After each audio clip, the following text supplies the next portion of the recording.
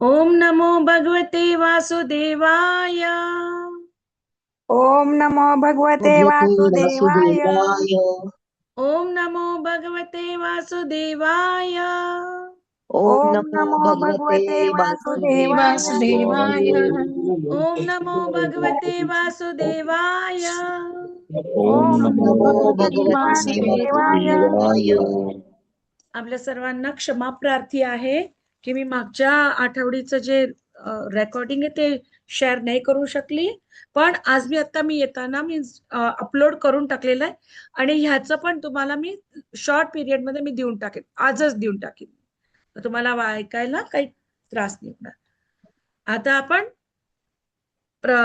श्रीमद भागवतम प्रथम स्कंद तिसरा अध्याय आणि श्लोक क्रम 30 त्याच्यापासून आपण सुरुवात करतोय. एतद् रूपं भगवतः यरूपस्य चिदात्मनः माया विरचितं महदादिभिरात्मनि. एतत् ही सर्व रूपम रूपे भगवतः भगवंतांची ही निश्चितच अरूपस्य ज्यांना प्राकृत रूप नाही, चित आत्मनः चिन्मय दिव्यता, माया भौतिक शक्ती, गुणांनी विरचितम रचित, महत आदिभिः पदार्थांच्या मूळ तत्वांसहित, आत्मनी स्वतः मध्ये, भौतिक जगतात प्रकट होण्याच्या भगवंताच्या विराट स्वरूपांची कल्पना कल्पित आहे. या रूपाची कल्पना अल्पबुद्धींच्या लोकांना आणि नवसाधकांना भगवंताच्या रूपाविषयी माहित करून घेण्यासाठी व त्या वास्तविकतेशी जुळवून घेण्यासाठी आहे, परंतु वास्तविकपणे भगवंतांना भौतिक रूप नाही. तात्पर्य कोण वाचायला मागेल? हरे कृष्ण. हरे कृष्ण. वाचू माताजी मी? हो हो, वाच माताजी. हरे कृष्ण. तात्पर्य शील प्रभुपादांद्वारे शील प्रभुपाद की जय. भगवंतांची विश्वरूपात जी कल्पना केलेली आहे त्या रूपाचा उल्लेख विशेष करून भगवंताच्या विविध अवतारासमवेत केलेला नाही. उपरोक्त सर्व अवतार दिव्य असून त्यांच्या दिव्य विग्रहाच्या ठिकाणी भौतिकतेची आंशिक छटा देखील नाही. भगवंताच्या ठिकाणी बद्ध जीवाप्रमाणे देह आणि आत्मा यांच्यात काही भेद नाही. विराट रूपाची कल्पना प्राथमिक स्तरावरील अध्यात्मवादांच्या उपासनेकरता आहे. त्यांच्याकरता भौतिक विराट रूप प्रस्तुत केलेले आहे. विराट रूपाचे वर्णन द्वितीय स्कंदात केले जाईल. विराट रूपात निरनिराळ्या ग्रहलोकांच्या ज्या भौतिक अभिव्यक्ती आहेत त्या भगवंताच्या करचरणादी अवयवात कल्पित केलेल्या आहेत. वास्तविकपणे अशा स्वरूपाची वर्णने नवसाधकांकरता आहेत. नवसाधकांना भौतिक प्रकृतीच्या पलीकडे कोणत्याही गोष्टीची अस्तित्वाची कल्पना करता येत नाही. भगवंताविषयीची ही जी प्राकृत धारणा आहे तिचा उल्लेख भगवंताच्या वास्तविक रूपाच्या सूचित केलेला नाही.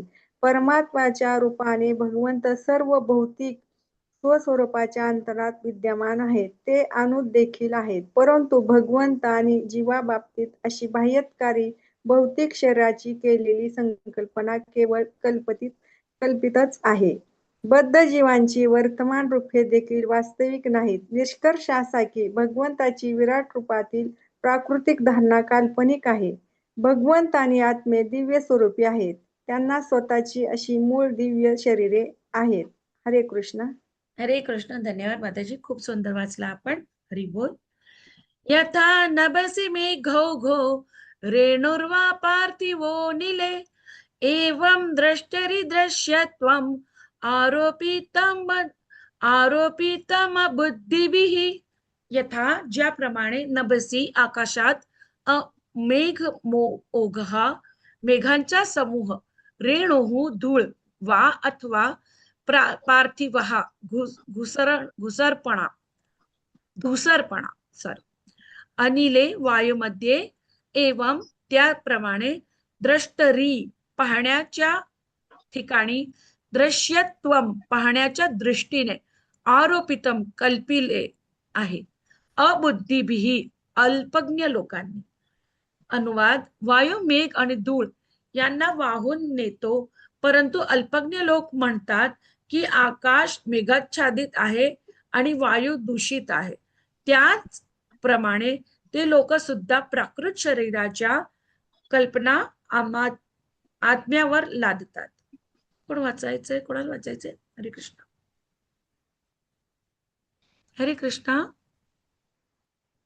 हरे कृष्ण. मी वाचू का?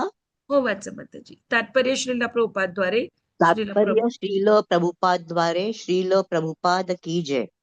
तात्पर्य येथे आणखी असे निश्चित केले गेले आहे की जे भगवंत सर्वथा दिव्य आहेत त्या भगवंतांना आपण आपल्या भौतिक नेत्रांनी आणि इंद्रियांनी समजणे शक्य नाही. भौतिक शरीरात जे अप्राकृत स्फुल्लिंग आहे त्याचा सुद्धा आपल्याला शोध लागत नाही. आपण जीवाच्या बाह्य आवरणाकडे अथवा सूक्ष्म मनाकडे पाहतो, परंतु शरीरातील दिव्य स्फुल्लिंग आत्मा पाहू शकत नाही. जीवांची उपस्थिती स्थूल शरीरावरून स्वीकारावी लागते.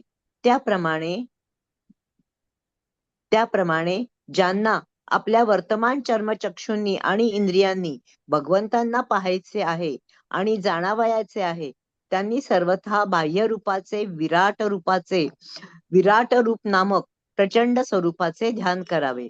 उदाहरणार्थ, कोणी प्रतिष्ठित मनुष्य मोटारीतून जातो तेव्हा मोटार सहजपणे पाहता येते. मोटारीद्वारेच आपण त्याचा परिचय करून घेत असतो. राष्ट्रपतीची गाडी पाहून ते बाहेर जात असल्याचे स्पष्ट होते. त्यावेळी गाडीचा परिचय हाच आतील व्यक्तीचा परिचय असतो.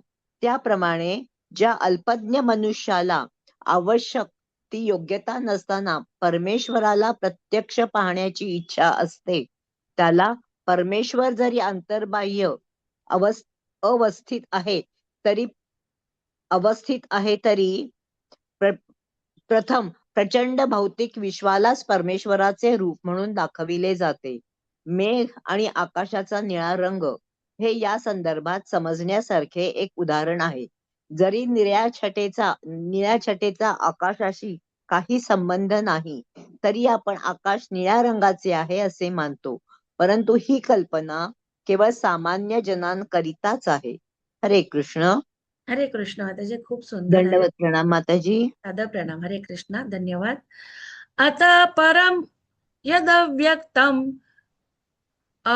एक मिनिट.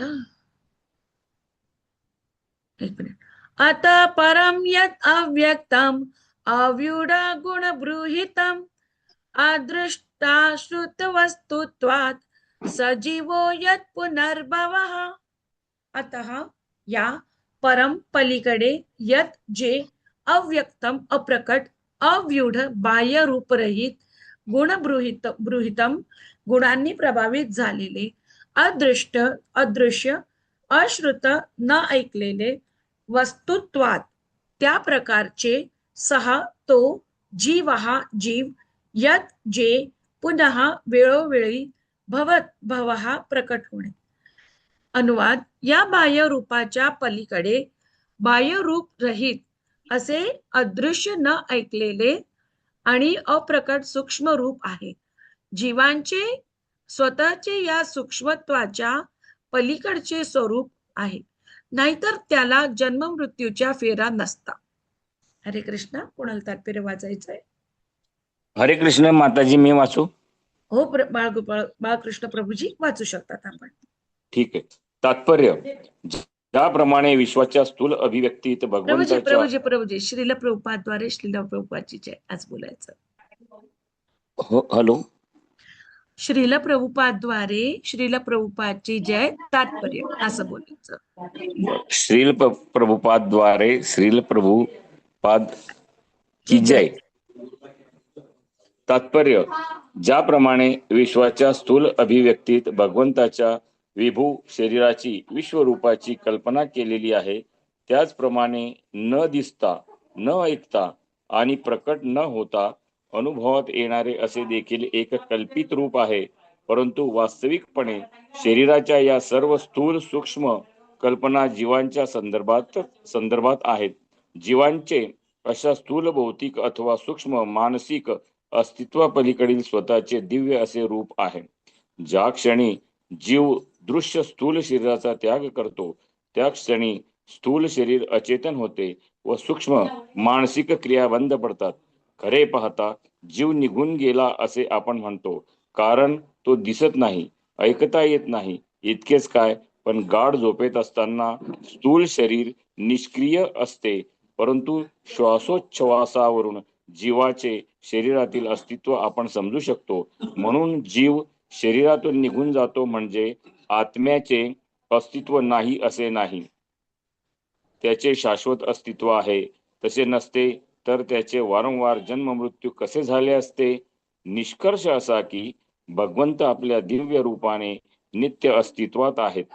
त्यांचे रूप प्राण्यांप्रमाणे स्थूलही नाही आणि सूक्ष्मही नाही. त्यांच्या शरीराची तुलना जीवाच्या स्थूल किंवा सूक्ष्म शरीराशी कधीच करता येणार नाही.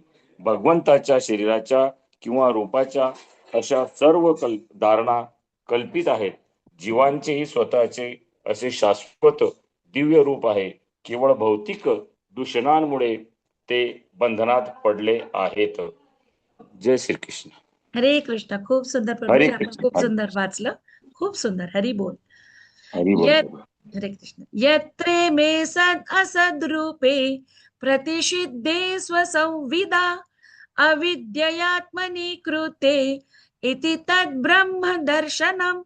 यत्र, जेव्हा, इमे, या सर्व, सत असत रूपे, स्थूल आणि सूक्ष्म रूपात, प्रतिविषिद्धे, निरर्थक झाल्यावर, स्वसंविदा, आत्मसाक्षात्काराने, अविद्यया, अविद्येने, आत्मनी, आत्म्यामध्ये, कृते, आरोपित झालेले, इति, याप्रमाणे, तत्, ते, ब्रह्म दर्शनम, परम सत्याच्या दर्शनाची क्रिया.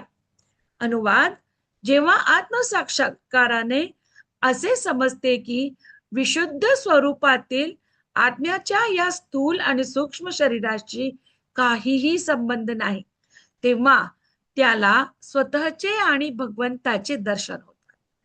तात्पर्य कोण वाचायला मागतंय? हरे कृष्ण. तात्पर्य कोणाला वाचायचंय? वाचू मी. हो, वाचा. आत्मसाक्षात्कार आणि भौतिक तात्पर्य. आत्मसाक्षात्कार आणि भौतिक भ्रम यातील भेद समजून घेणे म्हणजे स्थूल आणि सूक्ष्म देहांच्या रूपातील भौतिक शक्तीचे हे आत्म्यावरील अशाश्वत भ्रमित आरोप म्हणजे केवळ आत्म्यावरील बाह्य आवरण स्वरूप आहेत हे जाणणे होय. आवरणांचे कारण अज्ञान आहे.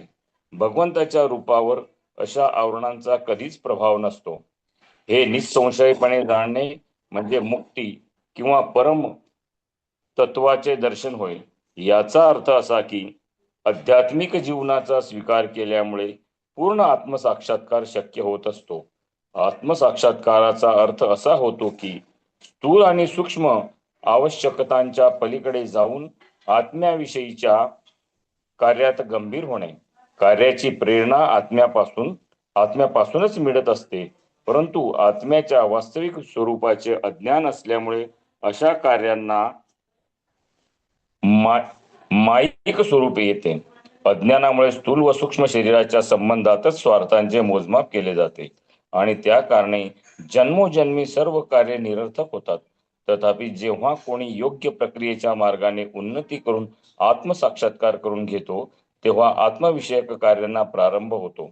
म्हणून आत्मकार्यात संलग्न मनुष्य बद्ध अस्तित्वात असला तरी जीवनमुक्त म्हणून ओळखला जातो. आत्मसाक्षात्कारातील पूर्णावस्था कृत्रिम साधनांद्वारे साध्य होत नाही, तर दिव्य शाश्वत अशा परमेश्वरांच्या चरणकमळांखाली प्राप्त होते. भगवद्गीतेत भगवान म्हणतात की ते सर्वांच्या हृदयात उपस्थित आहेत आणि केवळ त्यांच्याच द्वारे पूर्ण ज्ञान, स्मृती, विस्मृती येत असते. जेव्हा जीव भौतिक शक्तीचा भोक्ता होण्याची इच्छा धरतो तेव्हा भगवान जीवाला विस्मृतीच्या रहस्याने आवृत्त करतात आणि म्हणून तो स्थूल शरीर आणि सूक्ष्म मन म्हणजेच आपणच स्वतः आहोत असा चुकीचा अर्थ लावतो.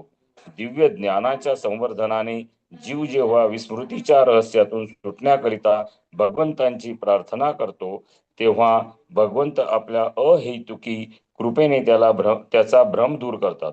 अशा रीतीने जीवाला आत्मदर्शन होते.